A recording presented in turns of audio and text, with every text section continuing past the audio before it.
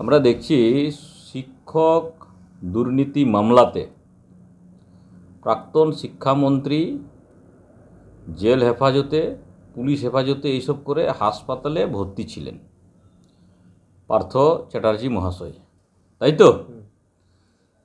তো পার্থ চ্যাটার্জি এসএসকেমে থাকাকালীন হঠাৎ করে তিনি বলছেন বেসরকারি হাসপাতালে যাব।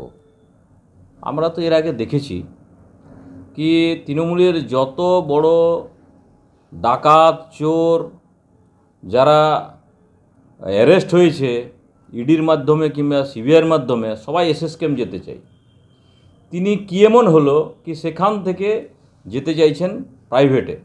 আমার বিশেষ সূত্রের খবর, যেটা আমি বুঝতে পেরেছি, শুনেছি, থেকে দ্বিতীয় কিষণজি না হয়ে যান পার্থ চ্যাটার্জি, আর সেই কারণে তিনি সেখান থেকে বাঁচার জন্যে, পালানোর জন্যে আর প্রাইভেট হাসপাতালে যেতে চাইছেন, চলেও গেছেন। আমার বলার উদ্দেশ্য হচ্ছে এখানে কি এর আগে আমরা দেখেছি যত তৃণমূলের আপনার বালু, জ্যোতিপ্রিয় মল্লিক, অনুব্রত মণ্ডল, আপনার যে মাঝে মাঝেই আপনার টিভির পর্দাতে আসে এখন তৃণমূলের প্রবক্তা না কি আছে নাম, কুণাল ঘোষ, আরও যারা আছে সবাই এসএসকেম যেতে চেয়েছে। তো সেই জন্যে আমার যা সোর্স, সেই সোর্সের মাধ্যমে বিশেষ সূত্রে আমি যে খবর পেয়েছি তাকে দ্বিতীয় কিষণজি বানানোর জন্য একটা বড় ষড়যন্ত্র, সেটা উনি বুঝতেও পেরেছেন, আর সেই কারণেই তিনি প্রাইভেট হাসপাতালে যেতে চাইছেন। আমি পার্থ চ্যাটার্জিকে এইটুকুই বলবো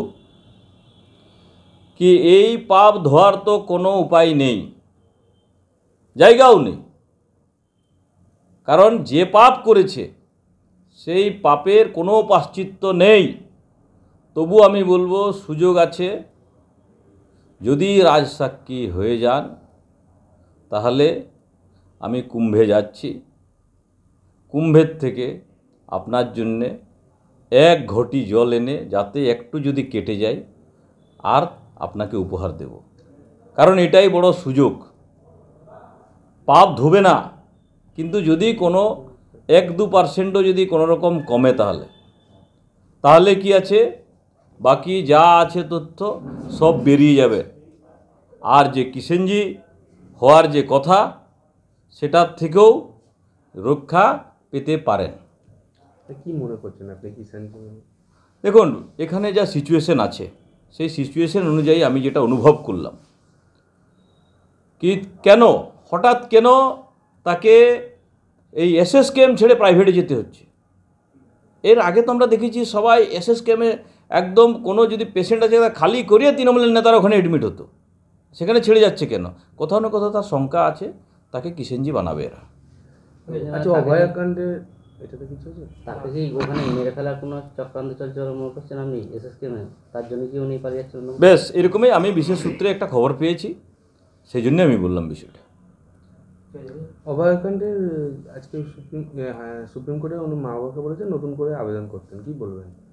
দেখুন, এটা যদি আমরা প্রথম থেকে দেখি খুব দুর্ভাগ্যজনক। 4-5 দিনে যেভাবে পশ্চিমবাংলার পুলিশ পুরো যে এভিডেন্স ছিল, যে তথ্য ছিল লোপাট করেছে, এবং তারপরেও কোনো রকমেই সহযোগিতা করেনি সিবিআইকে ইনভেস্টিগেশনের জন্য। সব সময় চেয়েছে গিয়ে একজনকে সামনে রেখে বাকি সবকে সমাপ্ত করে দেওয়া, যত সব এভিডেন্স ছিল, যত সব তথ্য ছিল, আর তারপরে ওকে তাড়াতাড়ি ফাঁসি ঝুলানোর জন্য এই জন্যে তাদের টার্গেট কি যে একটা তথ্য আছে সে যদি মুখ খুলে দেয় তাহলে কী হবে, এদের যে পর্দা ফাঁস সবাই জানে, পশ্চিমবাংলার টোটাল মানুষ জানে এটা কোথা থেকে কি হয়েছে। সেটা একজনের কাজ নয়, আমিও আপনাদের কাছে ক্যামেরার সামনে দাঁড়িয়ে বলছি সম্ভবই নয়।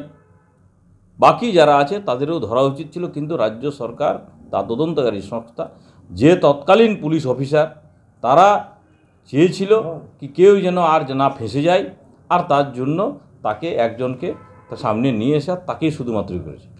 ওর ফাঁসি হওয়া উচিত, কিন্তু তার সঙ্গে বাকি যারা আছে তাদেরকেও ধরা উচিত।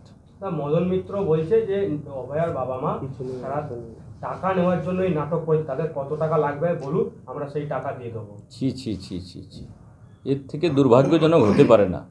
রাজ্যের নাকি সে মন্ত্রী ছিল, বিধানসভার সদস্য আছে নাকি, দিদির নাকি সে সেনাপতি ছিল এক সময়।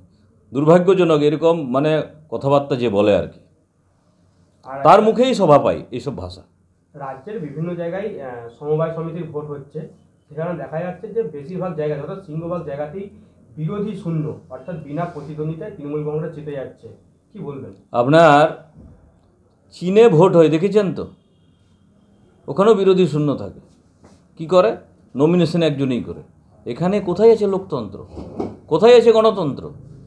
এখানে নমিনেশন করলে তার কেউ যদি অপোজিশন আলো নমিনেশন করতে যায়, তো তার রাত্রিবেলায় সঙ্গে সঙ্গে পুরোপুরি তৃণমূল গুন্ডা বাহিনী তার বাড়ি ঢুকে যাচ্ছে উইথড্র করানোর জন্য। ভয়ে কেউ করছে না, নমিনেশন করছে না। আর যদি নমিনেশন করেও থাকে তো ভোটারদেরকে চমকানো ধমকানো এটা তো কন্টিনিউ লেগে আছে পশ্চিমবাংলাতে।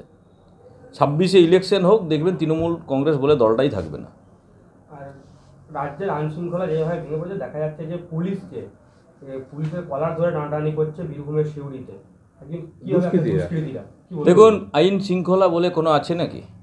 আপনি খোঁজ নিয়ে দেখুন, অবশ্যই দিদিমণির যে দুধেল গায়, সেই দুধেল গায়েরই কোনো বাচ্চা হবে, আর তার কারণেই ঘটনা ঘটছে। নতুবা আপনি কলার উঁচু করে যদি কোনো পুলিশ অফিসার থাকে, তাহলে তাকে কেউ টাচ করতে পারবে না, কারণ সে শপথ নিয়ে পুলিশ হয়েছে। তো এখানে তো শপথ নেওয়া পুলিশ কতগুলো আছে এটা দেখতে হবে। আচ্ছা, বিরিয়ানির দোকানের দিবাবি বিরিয়ানি, বিখ্যাত ভারত বিরিয়ানির দোকান, সে হচ্ছে পঞ্চায়েতের তৃণমূলের সদস্যও আছে। আজকে তাকে পুলিশ অস্ত্র আইনে গ্রেপ্তার করেছে। কি বলছেন? আপনি কি জটিল কিছু সমস্যায় ভুগছেন, সমাধান পেতে চান? যোগাযোগ করুন প্রখ্যাত জ্যোতিষ ও তান্ত্রিক মনসারাম ভট্টাচার্যের কন্যা মনসা কন্যার সাথে। প্রখ্যাত জ্যোতিষ ও তান্ত্রিক মনসা কন্যা হাওড়া জানবাড়ি ও হাতিবাগানের নিজস্ব মন্দিরেও বসেন।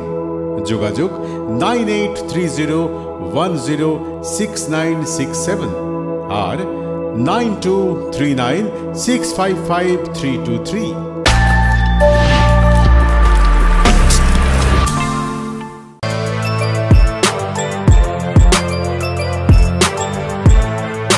এখন অনেক বড় শ্রী লেদার্স হাওড়া ময়দান।